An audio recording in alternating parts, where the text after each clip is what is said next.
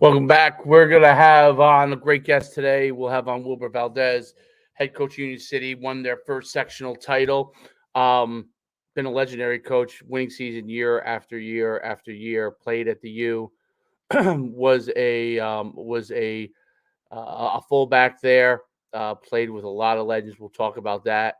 We'll talk about when we get him on in a little bit. We'll talk about for seeing there. Oh, we'll talk about the rise of Union City and how he built that program, and how they maintained their consistency. Played at when he was in high school, played at Hoboken High School, and it's quite a journey from Hoboken to University of Miami to head coach of Union City to state sectional champion.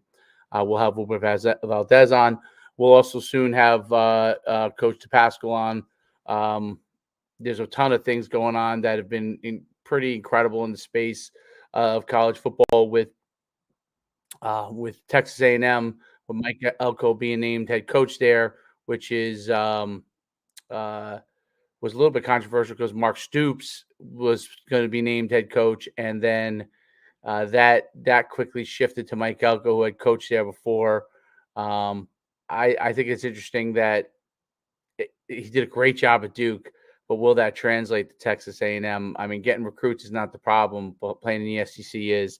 Well, without further ado, let me bring on Coach DePascal. What's up, Coach? What's up, Coach? What's going on? Hey, what's going on? Hopefully we'll get Coach Valdez on soon. He just texted me, said he was taking care of something. He'll be on in about 2 minutes. Okay, cool. I was just talking about Texas A&M and that whole saga with Mike Elko and being named head coach. Obviously did a fantastic job at Duke. Duke and Texas A&M, bro. Right. And they had the opportunity to get Mark Stoops. And then in the fell apart in the 11th hour. Kind of like the fan base thing. A lot of people related it to when Shiano was going to go to Tennessee. Right. When Shiano was going to go to Tennessee and how there was backlash there. And they backed off, and they're still searching Tennessee wise. So yeah, I mean, pretty much. Yeah.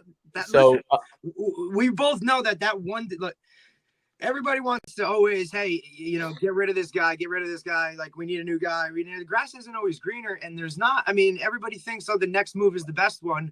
Look, man, this stuff ain't easy, right? And to find the right fit, to be in that program, to do what you got to do.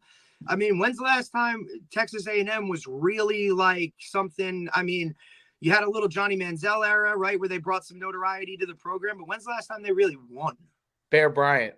That's what I said. I mean, and there's boy. It's Texas, so they're starving for anything. I mean, listen, when you're paying how much to get rid of a guy, you're paying $90 million for a guy to not coach, like. It's a different type of situation. And I don't know about the move. I don't know. I think Duke is sure as heck not, Texas A&M, he was fortunate to have a good QB there. What's he walking into? QB situation. What's the roster like? I mean, Texas A&M's a mess. There's a lot of work that has to be done. And, these guys don't just grow on trees. You know what I'm saying? Well, there's a lot of talent there. And Mike Elko was a coach there, and so everyone was kumbaya about it.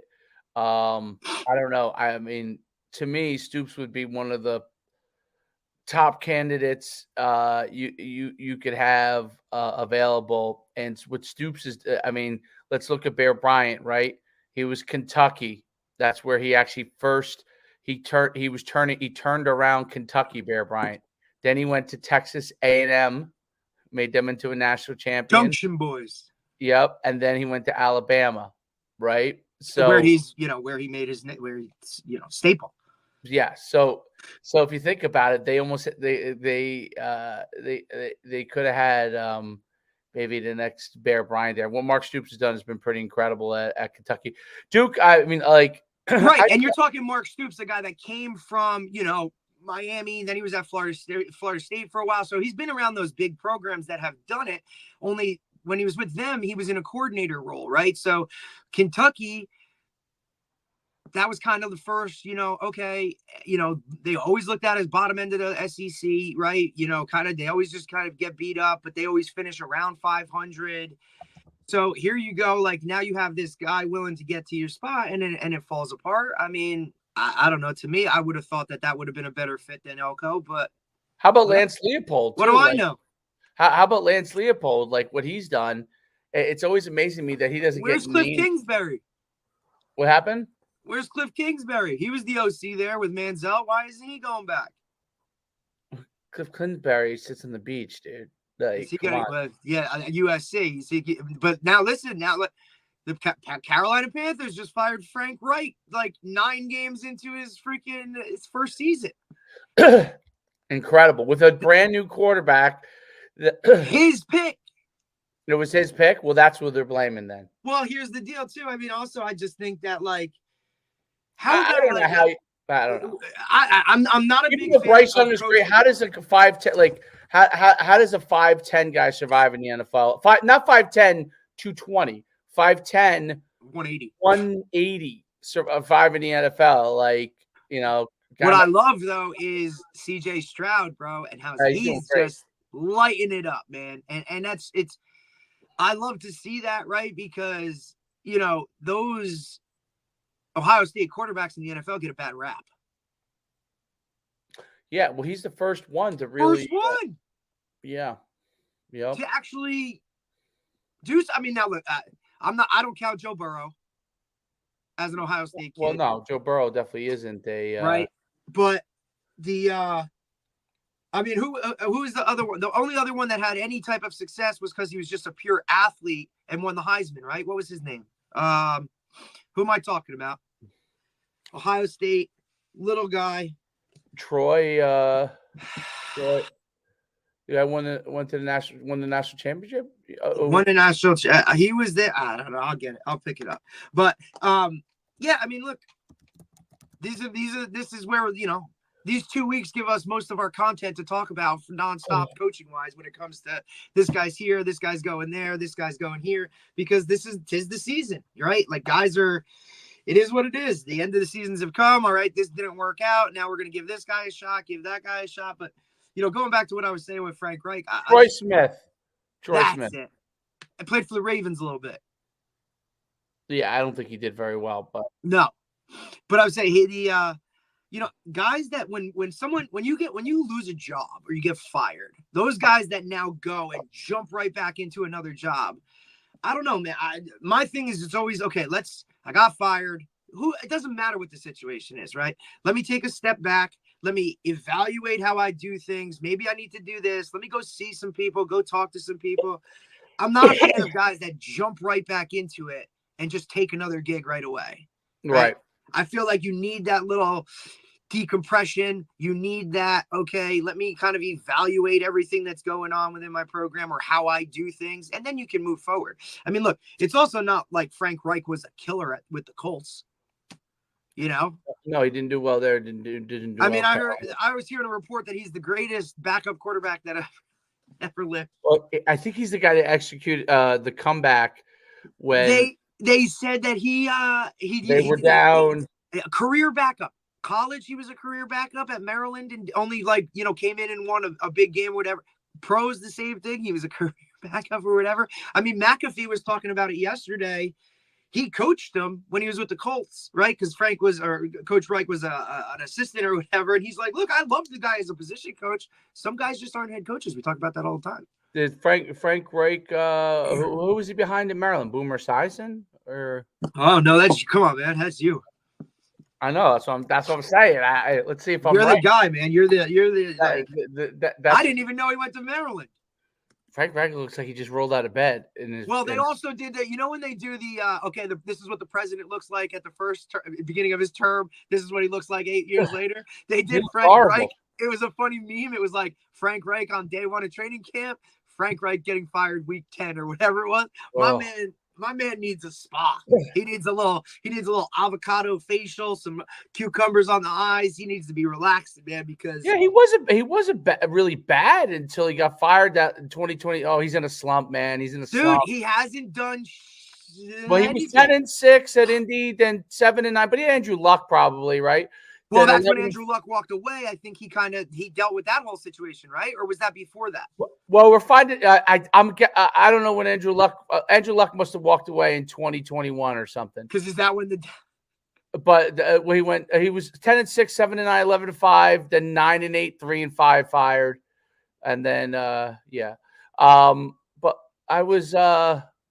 Who gets the job? Oh, he's a Christian, so I do like Reich. Let me see here. I'm on his Wikipedia page. I'm trying to figure out if I'm right on this. I want to know if he was. Oh, I'm right, dude. How about this? Let me read it to you. Is that good or what? Reich was accepted University of Maryland Athletic Scholarship, played for Maryland Terrapins team. He was both backup to and roommate of Boomer Esiason for 3 years. Come on, baby. That must be hell. That must be the history of football. Some reason, I said to this is completely side topic. I said to my son, I said, if I could do it again, I would say, so much from Matt. Like you could ask him, you could say like, I don't know, who's a good D lineman on X team, and he'll give it to you right away. He'll be like 98 overall score on Madden. You know who the? I said you got to be a GM one day if you don't. You know who the Madden adjuster is? Who is it? Ocho Cinco. He's the. What do you mean the adjuster? So like when guys bitch and they're like, "Yo, I'm not an 85 speed. I'm an 89 speed." They send something to Ocho. He takes a look at it and he's like, "All right, we'll bump him up." He works for that. He works for. He works for Madden. He works for EA Sports. Mm-hmm. It's like I don't know, like we're just for Madden stuff. Hey, that's what he does, dude. That's a good job, though. That's a good gig. Are you kidding me? These guys get pissed. He probably gets. Well, he probably has to deal with a lot, but he probably. Can you imagine? Why, come on, man. And he's crazy anyway. The 65, like I could bench it. Like there's guys probably sending him numbers, all that craziness, man. That's wild. I thought that was so interesting that he was that guy. That's so funny. I mean, think about it. He's always. I mean, I was watching something else too on the art of route running the other night. NFL Films did a breakdown of it and talking about it, and they're like, who's the greatest route runner of all time? And it was kind of like he was up there with him because he was one of the original ones to really start working, the basketball moves off the line of scrimmage and getting free releases because guys started to press, right? So he was big on that. Obviously, right now, everybody says Devontae Adams is the best guy in the league as is, but, who was the other one? Stephon Diggs. Those three. Jerry Rice or Steve Largent. Well, Jerry Rice, obviously, they think overall, like all three phases of it, right? Because they kind of broke it down into like, all right, you have the release, then you have your stem, and then you have the top of the route, right? And they're like, dude, Ocho, nobody ever touched him on line of scrimmage. I was like, yeah, but he couldn't learn a playbook in New England. Was he old? Although he didn't retire that old, did he? Or not? No, I think he kind of got forced out. He goes, look, and then I went to go and play in Canada. He goes, and I thought I was just going to go there and like ball out. He goes, Canada, different, man. Like they got some dogs up there. Like, yeah, no kidding, man. Like guys can play everywhere. He was like, in fact, like enamored with the fact that he went up there and it was like, oh, okay, I'm just going to do my thing. And it's like, no, dude, there's real dudes here. Remember he used to kick? Oh yeah, he kicked in. Yeah, I remember that. Like an extra point and all that kind of stuff. He was a wild man, dude. Changed his name, used to do all that kind of crazy. But he was like, as I was, he's Chad Johnson, right? Chad Johnson, which is now Chad. Is he still called by Ocho Cinco? I guess. I think he's just so like he's too loud because if he goes and travels on everybody's podcast. You know what I mean? Like. He was a nut. Eating McDonald's. He said he lived in the stadium for the first 2 years of his career. I saw that. I saw that whole thing on that. That was pretty funny. That was pretty funny. That he's like, why would they're like? And I saved his money. Save his money, right? Save his money. It was Marvin Lewis was his head coach. He's like, Chad, you got to get a place, dude. Like you can't be living in the facility because the facility, I guess, was attached to the stadium. So he actually lived in the stadium. And it's also Cincinnati, dude. Like it's not like you're like that shit's good. Like, come on, it's man. Not New York where it's expensive, right? And he's from Florida. Wow, he's a Florida guy all the way. Florida guys march to their own drum. Oh, 100%. Absolutely. He's wow. He played more FIFA than I think he did like any other sport, whatever. Well, I think he was a great soccer player, right? Wasn't he? Excellent, which is why I think he was able to kick and do all that. Yeah. That's pretty funny, actually. That's really, really funny. I don't know if you saw this. This was before this week. I don't know if you watched any of the games or any of the coverage. Yeah, I did. This week. Listen, man, like listening to some of these guys in the studio, like, did you hear Gronk? He was ripping apart the Patriots, man. He's like, he was just going off. Like, this is not the Patriots that I know. Like, are you kidding me? Like, you got field goal guys missing, field goal kickers missing easy kicks. And like, just this guy's throwing interceptions all over the place. Like 4-yard passes are getting tipped. Like he was losing his mind on, what is he on? I think he's on obviously Fox. Now we all know that Tom Brady was the most important factor in the Patriots' success. What's his name? Everyone's going to jump on the bandwagon because Bill Belichick's an easy target in the sense that the way that he is, he doesn't want to talk to anybody. Like, right, because they know, like, if they say something, he's not going to come and combat him and be like, "What are you doing?" Plus, he's easy to hate. He's an easy guy to hate. He's an old grumpy man, old school ways, Mr. Tough. That was the first time the Giants beat the Patriots, I believe, in the regular season. With Tommy DeVito. I think that was since '87 when Belichick was the DC for the Giants. Rasiopi must be uber excited, dude. He had two of his guys. Who else? Is anyone else starting? Or those two? Those two, Pickett. Pickett, is he back or he was hurt? I thought, right? Or he's. Hang on, let me get coach here. Yeah, I said that. You getting him settled in? Yeah, he was in a parent-teacher conference, and I sent him the link, but I'll just forward it to him through this. He's all good. Did you see last night? I didn't watch last night's game. No, me neither. It was terrible. How about the high school games? I just saw the scores. I saw Micah, animal. You can't stop Micah, dude. Impossible, dude. And you know who else had a really good game? Pruitt. You know you're not on. I know. Yeah, I'm just sending stuff right now to coach. Pruitt had a great game. Pruitt, when he played with us that year, you weren't there that year. He was. Well, he's a Donovan transfer. He was fantastic that year. That we should be good, coach. He should be here in any second.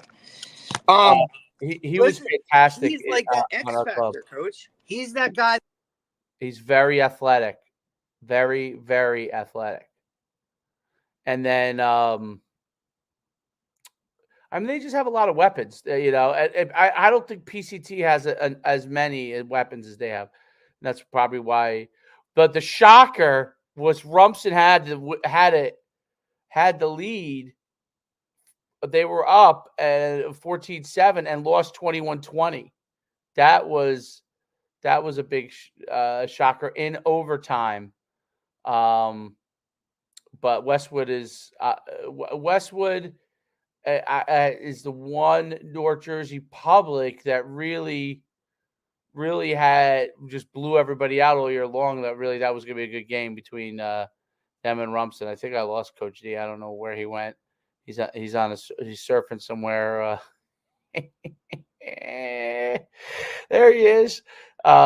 But I said, are you there? I lose you? Or yeah, no, I got you. Give me a sec. Let me just get him all set up, and I'll be right back. Oh, okay. All right, good. So, trying to get Coach Valdez on right now. Talk some more high school football. What was I going to say? So, yeah, those two games were great. Today is two big games in New Jersey football.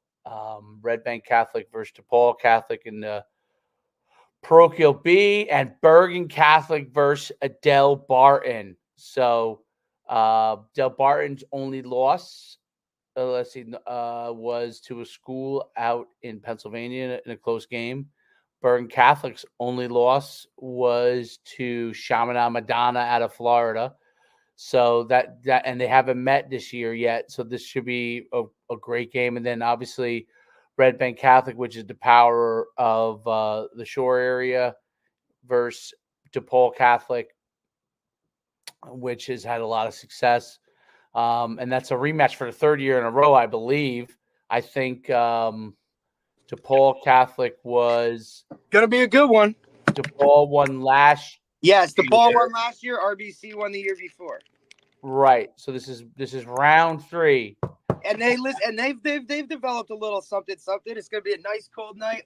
Listen, the games yesterday, according to like a lot of the people that I heard or spoke to, that Rumson Westwood game was one of the best games they've ever seen in their life. I mean, in terms of Rumson, 4th and goal from the 2, up by a score. 4th and goal from the 2, or 4th and goal from the 2. Yeah, 4th and goal from the 2, I think. Maybe they were up by whatever.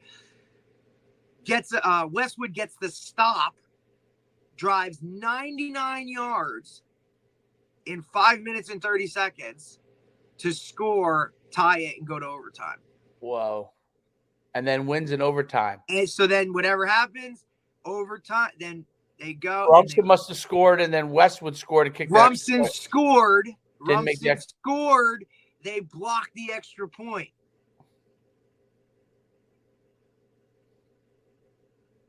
Score a touchdown. Now we're going. I don't think I would. All you got to do is kick it to win it, baby. And it's. If that happened to me, I don't think I could get over it.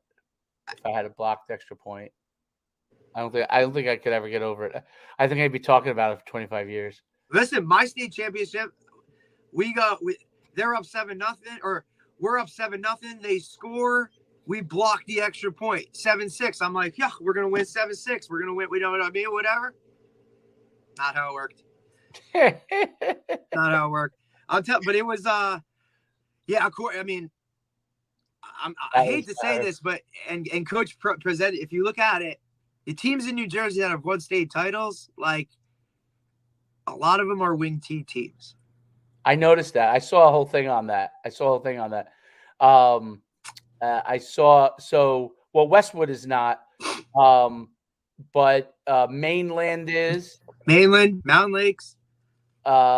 Did who won between Delran and no, Delsey. Delsey, I'm sorry. Delsey. Who they play, Delsey from North Jersey? West Essex? It was West Essex, Delsey. Who won that game? Delsey. Delsey's a wing T. Yep. And West Essex, I guess. West Essex is 100% wing T. Perfect. Let's bring in the wing T guru while we have it right here. Here he comes. Hey, Coach, how's it going? What's up, Coach? Hey, man, appreciate you. Thanks, buddy. Thank you for having me, man. But before we talk football, I want to talk something that has absolutely nothing to do with football. Okay, about a year ago, you got yourself in great shape, and I saw that process. I want to know the key to what you did to get yourself in the best condition ever. Man, I got on that treadmill daily. I hit the punching bag, and I just looked down at my stomach every day and said, "Man, this thing got to go." Yeah. That's awesome. That's awesome. Back to his, and we did intro earlier. Coach played at the University of Miami. Was a fullback there. Shout out to fullbacks, one dying breed, not in your offense, but dying breed above once you go higher levels. Fullbacks at one time was a great. I got my scholarship to UConn as a fullback, and then the spread guy came in, Coach Holtz, and kicked me over to linebacker. But it was, oh yeah. Actually, it worked out great for me, but I did the opposite.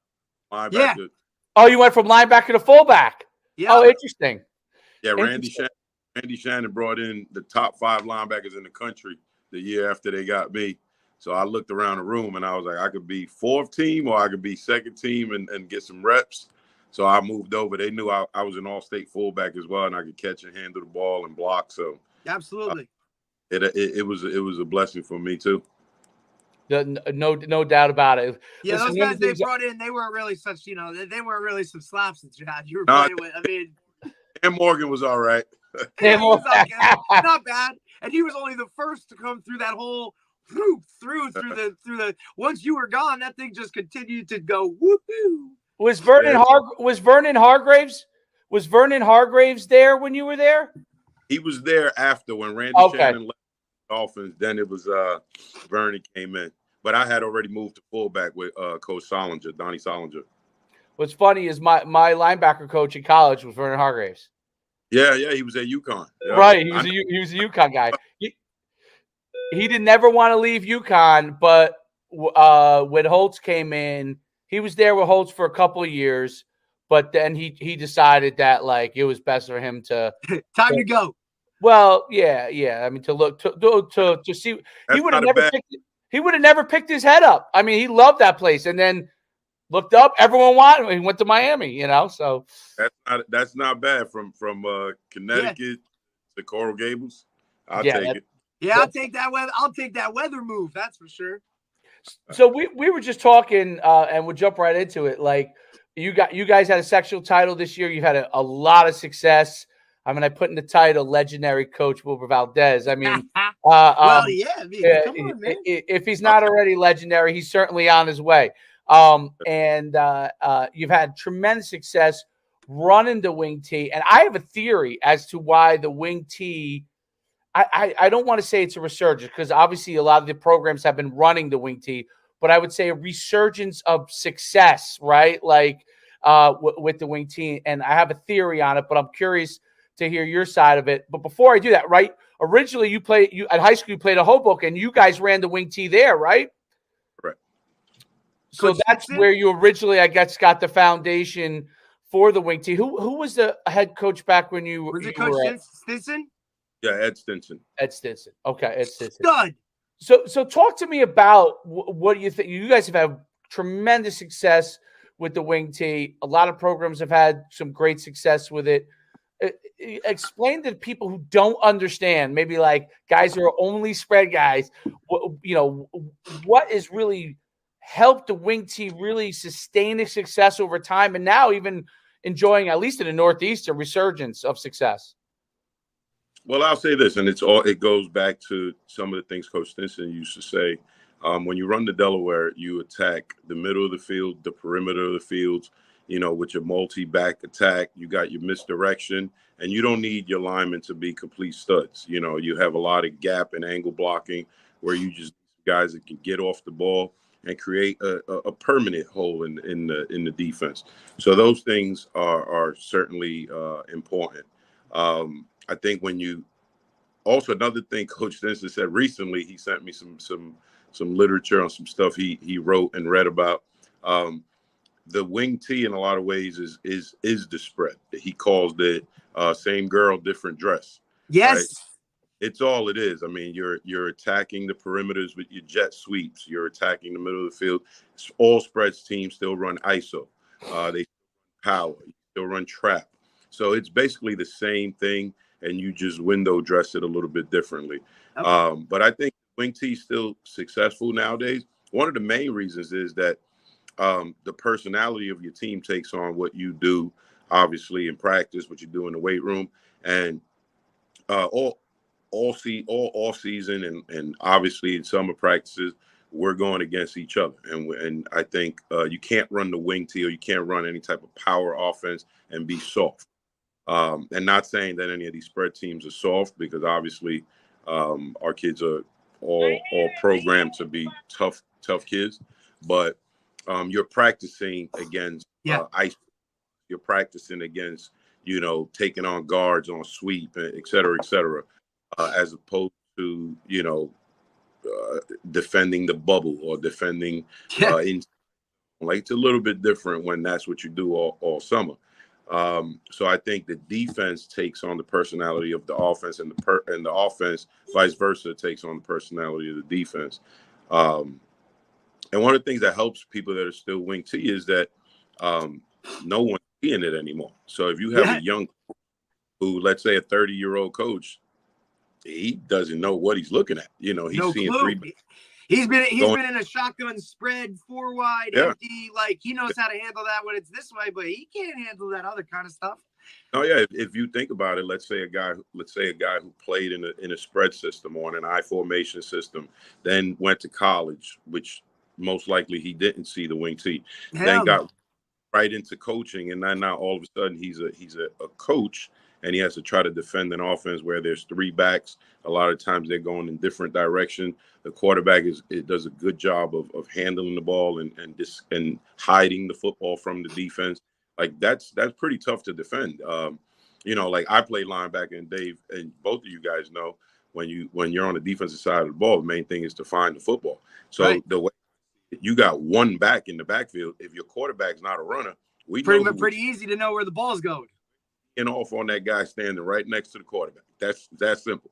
Back in the day, the I formation days, we read the tailback, and that tailback was going to get whacked. If you tricked us with the fullback here and there, all right, we could live with it. You got one. In the wing T, you're talking trap, belly, counter, sweep, waggle. That's a lot for a defense to defend. It's also hard, Coach, I think, for teams to replicate that in practice. So Exactly. now you're trying to prepare for something that, with the way the rules are now, right? We're not banging every day like we used to, right? So how am I supposed to know the speed of it and all that kind of stuff when, now I'm asking, my scout team, sophomore guys to look at a card and they're going, well, I've never been in the backfield before. They don't even know how to play the position that they're being asked to play in the scout huddle. Your look now becomes whatever. That first series as a DC against a wing T, I'm holding my breath because come on, let's just get off the field so we can see what's going on and go from there. I think it's definitely something that has, it's hard for guys, especially even the way that defenses personnel their people now, right? It's not your traditional 4-3 where these three linebackers are linebackers. It's a 4-3 where my outside backers are basically safeties now, right? Or more athletic guys, lighter in the ass kind of. And now I'm asking them to take on a fullback or it's to kind of roll this way or do that. It's definitely intriguing to take a look at it. And we were just talking about it. You look at the teams that are in the finals right now. There's a lot of wing T teams there, man. No, yeah. And I mean, my hat goes off to those guys. Wing T coaches, we get a lot of criticism. Obviously, people sit up wanting to be entertained. Meanwhile, we're not in the entertainment business. We want to win. So, I hear it something, throw the ball and all this. Oh, I'm sure you come on, Coach. You win a sectional title going 0 for 2 on passes, no passing whatsoever. But you won the game. You know what? I've had games. We beat Union High School in the semifinals a couple years ago, and we didn't throw, and we scored 46 points. Whatever it takes. Now, look, I'm sure that Jimmy in the stand, what are we doing? I mean, Dave, we know all about that kind of stuff. Like, we've been there, done that. But we're winning games, so what do you want to do? Like, it's nice to see the resurgence. I always say, like, if you want to win in this time of year, you got to be able to play defense and you got to be able to run the ball. It's cold. Nobody wants to get hit now, like this time of year. If you can do that in the playoffs, I feel like you have a pretty good chance of making a nice little run.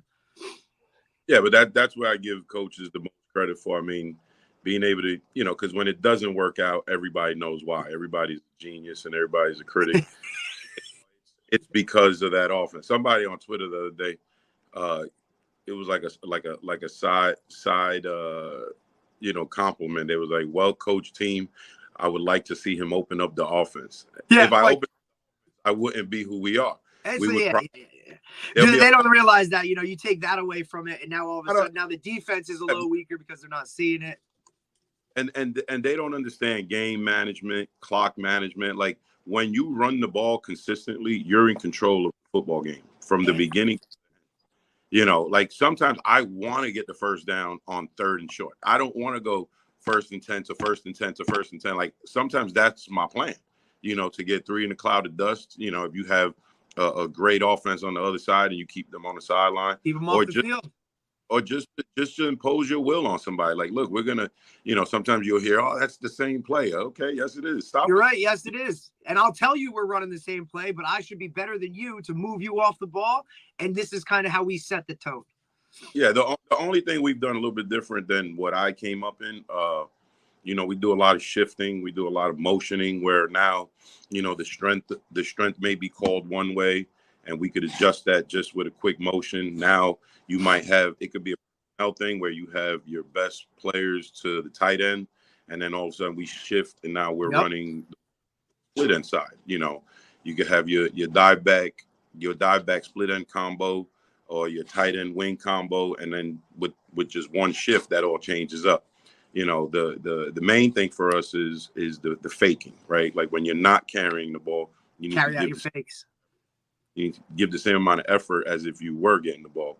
And you'll see in a lot of our misdirection plays, you know, our guy faking usually takes two guys with him. So I said, if you were blocking, you would not be able to block two people. And look, you just did, just with great effort, you know. So that, I think I'm going to be a wing T guy. I do want to expand to a little bit of other things depending on personnel. That's what you also have to know your personnel, right? Like you got to know on my roster, all right, I got a guy that can throw the ball. I got a guy that can do this. I got a guy. But coach, you got to, you know, you look at the outside view, you look at Union City as a program, you think tough guys. Like that's what you just think. You've instilled that with, you know, working out in the weight room and really that off-season stuff that you do where that's the mentality of your team, you know? So that's kind of how it works. Some of these guys, I don't know if they can handle that based off of a lot of the stuff that they do in the offseason. They don't take on that same type of toughness, gritty, downhill. I mean, look, you've had some big name guys. Your biggest guys that have gone next level have been linemen pretty much, if you know. Yeah. So, I mean, look, that's what it is. That's the program. That's the team. That's kind of what it is.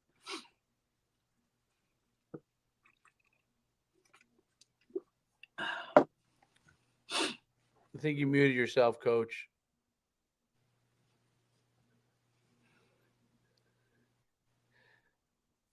Maybe. I think you muted yourself, Coach. Muted. Yeah, Okay. there you go. There you go.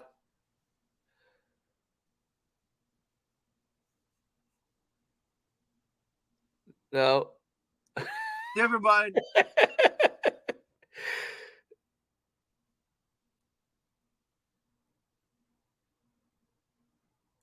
It might be mute. Oh. There you go.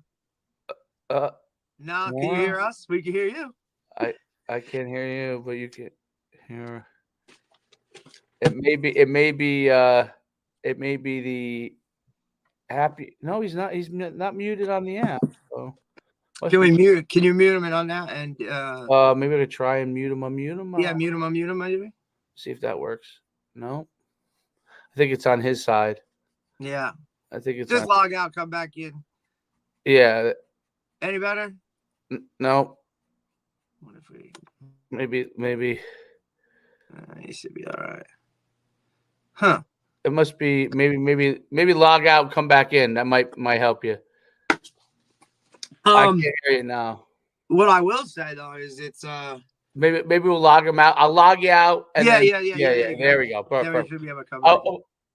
I'll tell you. I don't think people realize like where he came, like where he played, how good Hoboken used to be when he was there, and those types of teams.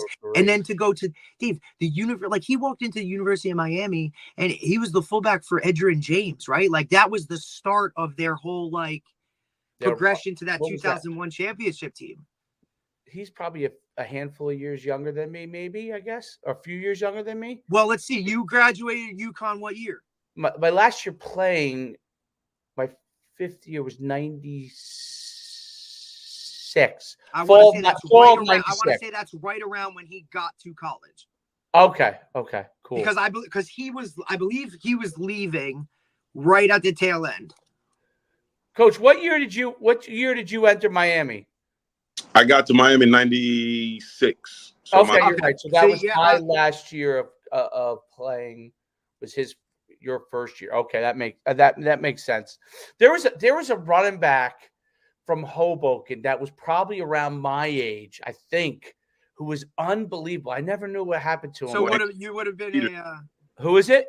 Dwayne Peterson. Dwayne Peterson. That's it. Yeah, Dwayne Peterson. He went somewhere, didn't he? And then he went to Rutgers for a little bit. Didn't work out. Yeah, a cup of tea. Yeah. He scored 9. I'm not kidding. And correct me if I'm wrong, Coach. 9 touchdowns in the game, right? Yeah, nine touchdowns against St. Joe's of West New York. And the funny stat about that game, I think he had like 15 carries. He did not get tackled one time. He got pushed out of bounds twice. That's incredible. He was incredible. So he was ahead of you, Coach. So that's like what you were. You went into Hoboken saying, "I'm going to be this guy." Yeah, I was actually the water boy for a lot of those games. So hell yeah! Oh, you grew up in Hoboken, Coach? Yeah, Hoboken. So from the Pop One level, we were always exposed to Hoboken football, and Coach Stinson had a relationship with us early. I mean, Hoboken football was no joke. As a kid growing up, I was at Butler, and it was like every year we were in the finals, and it was like, oh, Hoboken's there again. They're playing Ramapo in the finals or something. I mean, they were a program, dude. Yeah. I wonder if you get this at all, because when I was at Pal Park, Leone, and we were starting to win a lot of games, and we were in the state championship, and then I got like 13 game home winning streak or whatever. There, all of a sudden, I started getting people coming to me and saying, Coach Schumann, because I was living in Hoboken at the time, Coach Schumann's grabbing players from Hoboken. I wonder if, since you guys have a powerhouse at Union City, if they go and say, Coach Valdez are grabbing guys from Hoboken, that's why Hoboken's not as good anymore. I'm sure. There's talk nowadays. You just got to keep your head down and work, man. Listen, man, we all get it. I get it. It don't matter what you do, how you do it. You can do it by the book, whatever. There's always going to be somebody that's, trying to bring you down when you're winning. And you got, Coach, listen, Union City's a relatively new school, correct? The school opened what year? I believe it opened in 2009. Right. No, 2008. So 2008 and 2009, they were coached by Joe Rotundi, who's an O-line coach at St. Peter's Prep. And he was actually my O-line coach when I was at Hoboken. So he's a heck of a coach, great person. So I've always had a lot of respect for Coach Joe. Then they posted the job in 2010.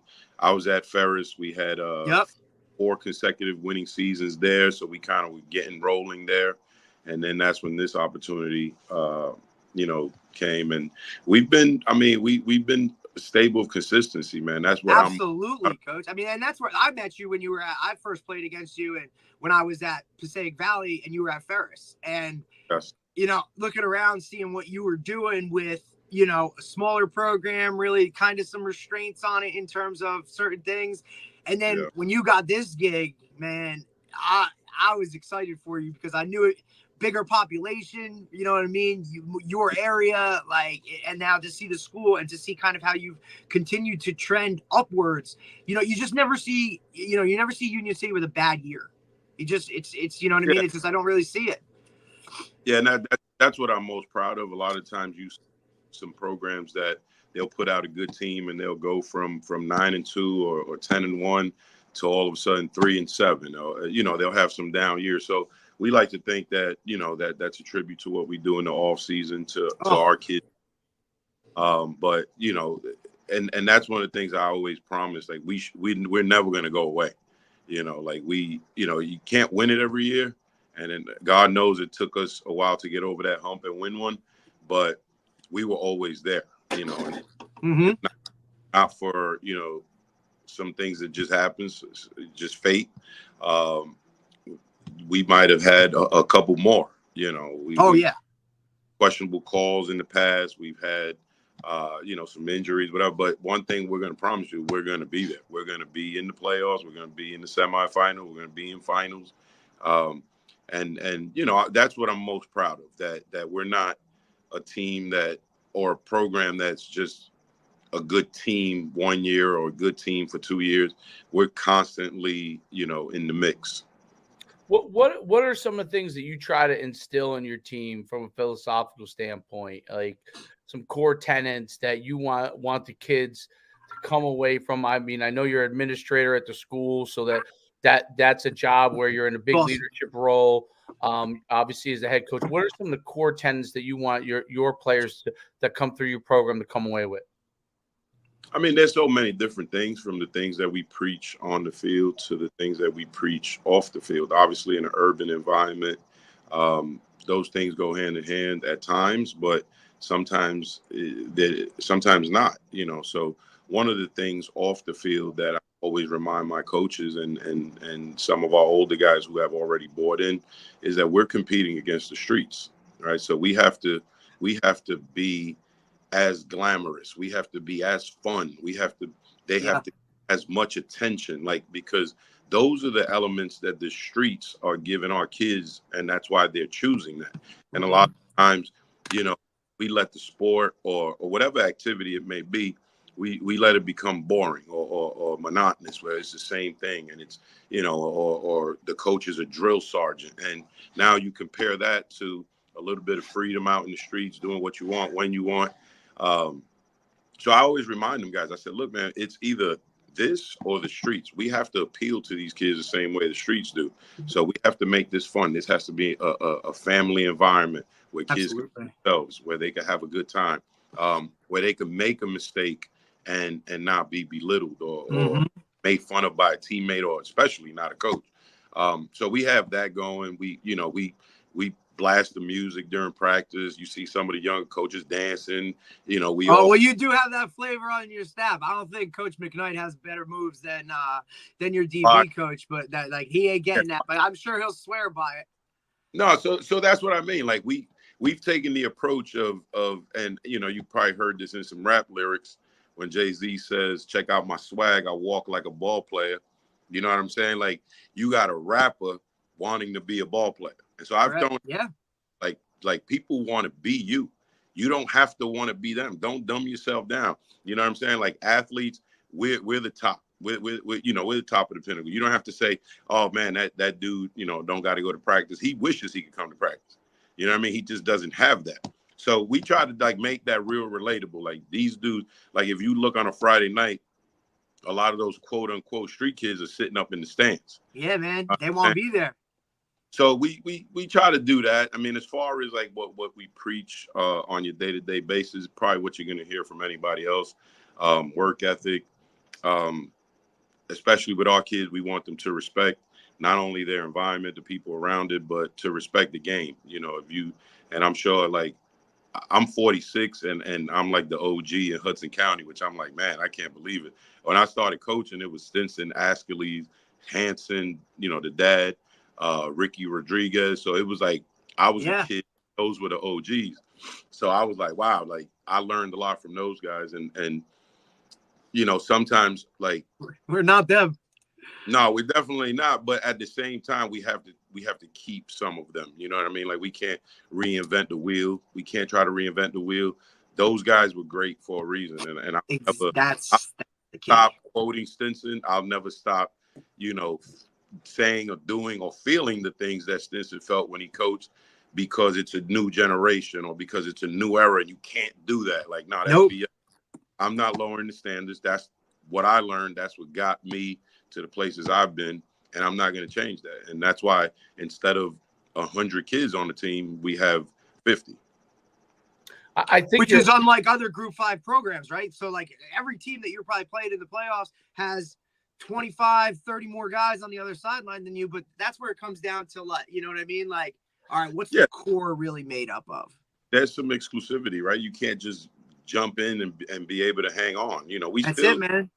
We still got guys that barely made it. Trust me. You know, now that we're doing the ring measuring, I'm like, how many practice? Yeah, you're like, wait a minute, bro. Like, did you even, like, listen, you know, there's always going to be guys that want to be on the team to wear the varsity jacket to get in the picture, right? I mean, especially where you are, like, those dudes just want to be a part of it and look at it. Now it's like, bro, I don't even remember you being here, like, right? But they want that ring.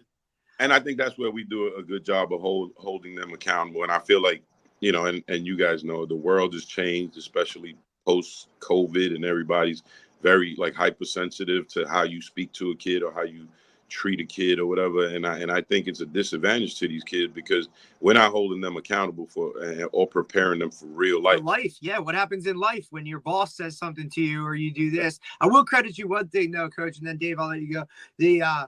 You've kept your staff pretty much the same since from the jump. You know, I mean, maybe a guy has left for a year or two, came back, but the core of your coaching, I mean, look, in my eyes, you have one of the best offensive line coaches in the state. You know, he's the man, dude. And then, you know, you got Lamar, and I mean, your staff, you've just kept your staff together, which that continuity and that the kids see that.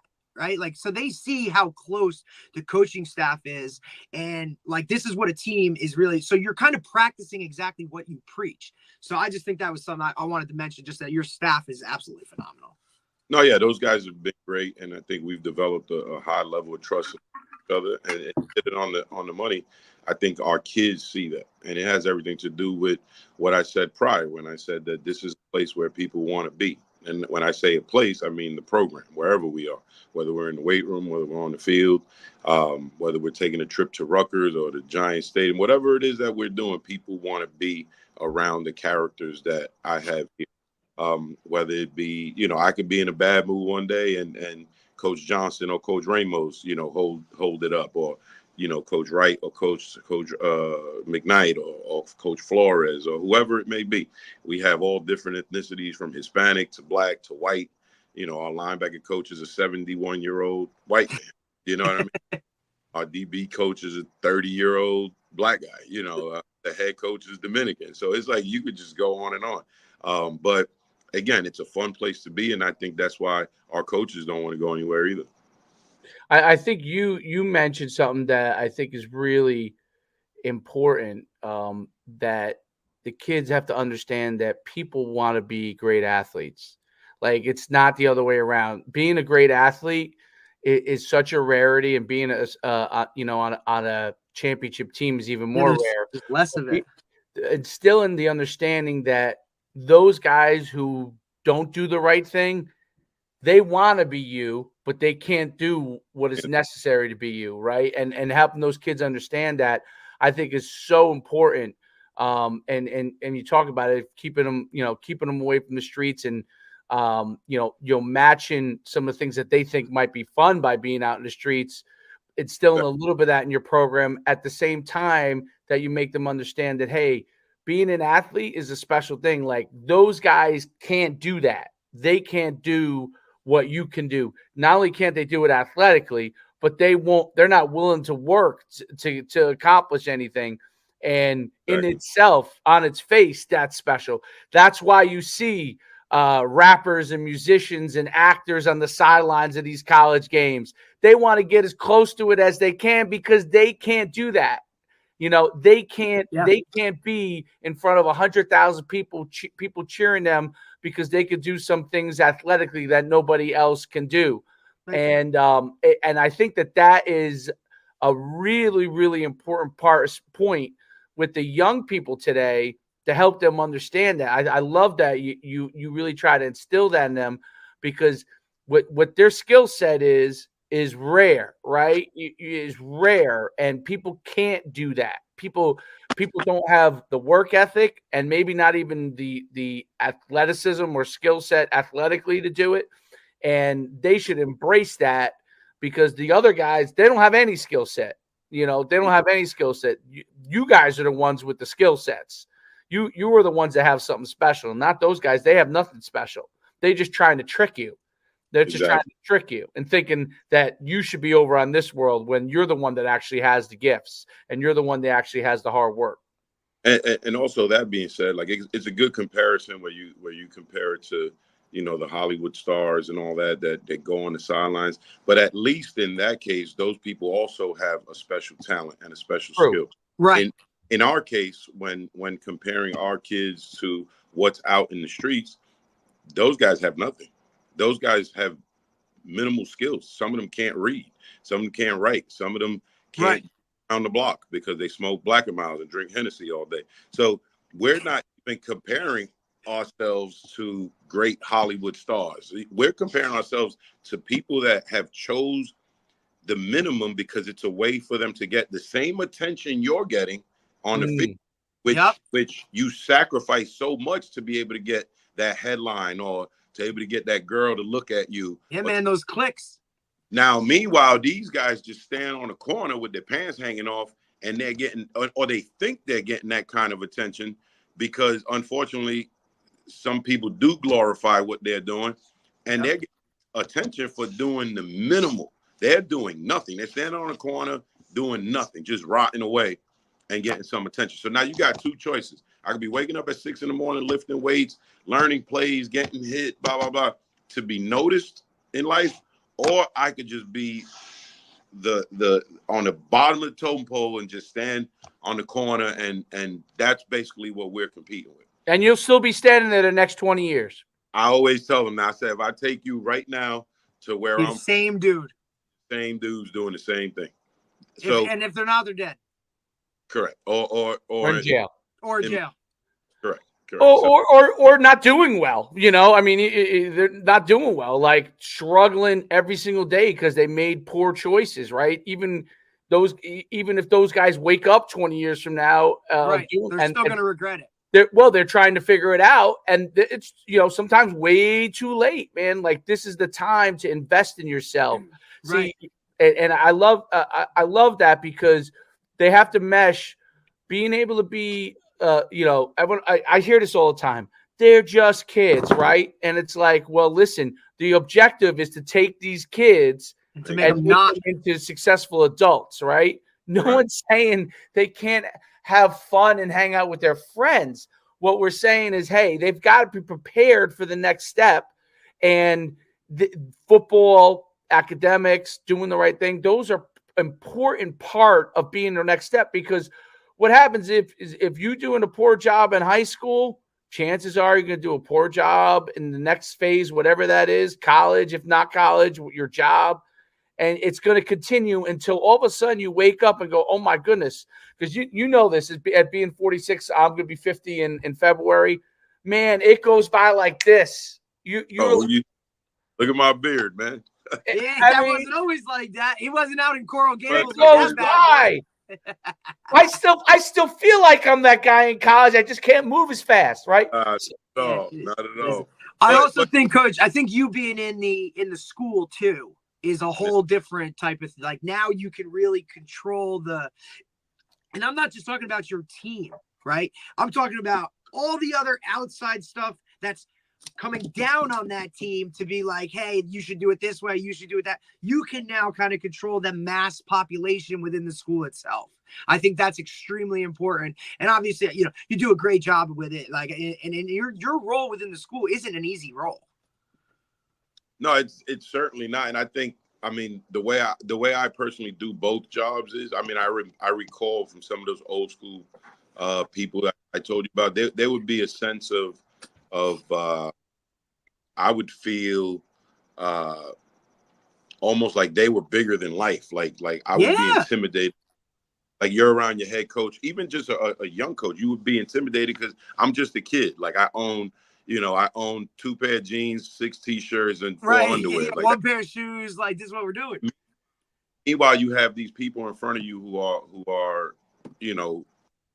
pretty established. And so one of the main things, I think, something that we have that's unique, and I've learned it as I've become older, is that you don't have to pose as what some other coach is. You could be your own person. So my mistakes, my kids know I had a daughter my sophomore year at Miami when I was 20 years old. My kids know I almost got kicked out of Miami because I did some dumb stuff with some really not good people. My kids know about the times we got into bar fights at Miami. Like, they don't see the guy that did it all correctly. Like, I could tell them all the wrongs that got me to the right place. So but they respect you for that, Coach. Like, that's respect in terms of, now, look, you're willing to share that with me. And now I can see, like, those mistakes that I'm going to make mistakes. I just have to know how to handle it after the fact. We're trying to help you prevent them, but we understand that it's going to happen. And you know what the worst part is? It's a negative and it's a positive. When we're the head coach, we're the epitome, we're the role model, we're it. A lot of the times we look at it as like we have to wear this steel armor. We got to show that we're unflappable, and you know what? It's fake. It's fake. Like, yes, I hate when somebody says to a kid, "Come on, don't be a P word, don't be scared." And I'm like, there ain't no football player here that could tell me they wasn't scared. You know what I'm saying? Come on, man. I'm trying to tackle guys like you in the backfield. Hell yeah, I was scared. We went to Doak Campbell, Florida State. They got over 105,000. You got Peter Warwick Dunn. Scared. I was scared. And I think I was on kickoff and kickoff return. Don't tell me you wasn't scared. Now, your reaction to it, that's under your control. Don't tell a kid not to be scared. Don't tell a kid not to be nervous. It's natural. There's so many things that we correct these kids and tell them that they're doing wrong that we A, did, and B, sometimes still do. Mm-hmm. So, and instead of telling them don't do this, tell them how to deal with that feeling. Tell them how to deal with that circumstance. Like, look, when you play a superior opponent, you might be a little nervous. You might be a little scared. Now, what you do is you dig a little deeper. If you run this fast, you got to run this fast. If you this hard, now this week you got to hit this hard. Like you just got to dig a little deeper and find it, and you'll be all right. But don't tell me, when you're playing Middle Tennessee State and when you're playing Alabama, it's the same feeling. It's not. No. It's not. So you got to prepare different. You got to think differently. You got to think positive. You got to.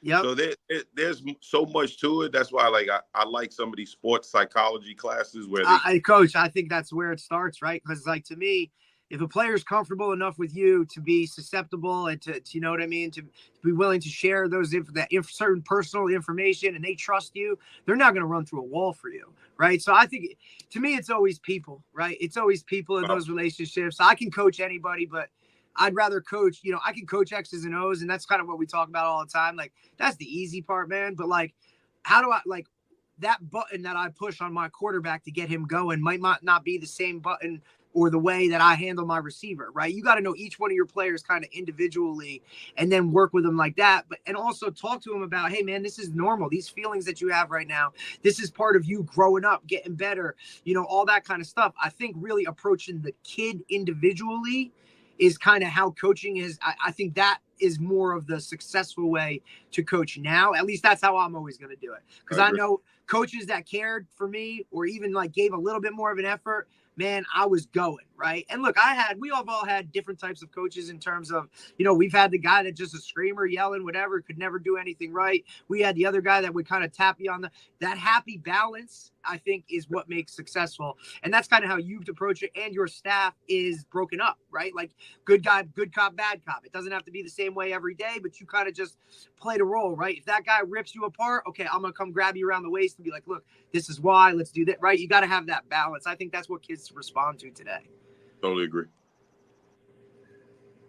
Coach, before I let you go, I wanted to ask one thing about development of your coaches. So you've had a staff that's been with you for a long time and being in coaching for a long time. Guys get aspirational, right? About what they want to do. They have goals of moving up. I don't know, from position coach to coordinator or maybe coordinator to head coach one day.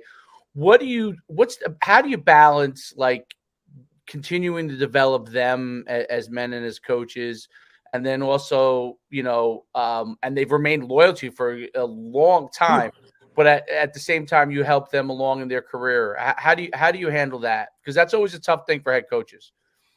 Good question, dude. They all know that I would never try to hold any of them back. In the meantime, I think we learn and grow together. You guys know as football guys, every week, every opponent, every circumstance is unique. You never have the same week back to back, So I think we all deal with the ups and downs together. As the leader, I always have to make myself aware that the rest of the coaches and the kids are going to feed off of my reaction to everything and my approach to everything. Yep.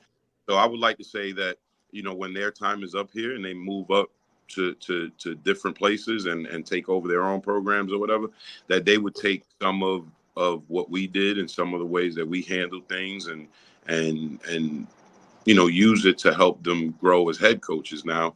And more importantly, that then they would also groom guys to be able to be in that leadership role when they're 46 and 50, and we could continue this thing going and keep, imposing our will on kids to do better as young men, to do better in the classroom, to do better, just out in life. And that's my biggest thing, that they take away that aspect of it. Like Derek said before, the X's and O's, especially nowadays, it's a world of information. You find that at YouTube, you find that at a clinic, wherever you want. But as far as, just dealing with everyday life adversity, reacting to adversity, those type of things, I always have to make myself accountable that the way I go is pretty much the way it's going to go. Coach, fantastic answer. It's been great having you on. I don't want to hold you up too long. We're at over an hour. I don't want to keep you. Not that you're in a hurry to go, but but I don't want to keep you from your duties. It's been great having you on. We'd love to have you back anytime you ever want to come on, talk football, any topic. I mean, from coaching. Let me know. I had a good time. Thank you, guys. I appreciate you, man. Thanks so much, Coach. Have a great day. Thanks, man. Thanks, Coach. Bye-bye. Bye-bye. That was great. Great stuff with Coach. I really like that, man. I like that whole thing. And like, that's the appeal. We have to appeal more than the streets. I mean, that's some real shit. You know what I'm saying? Like, that ain't something that I deal with at St. John Vianney on a, listen, I mean, maybe on a small scale, but you're talking a Group 5 program. Shit, we didn't even talk about the fact that they play on a roof.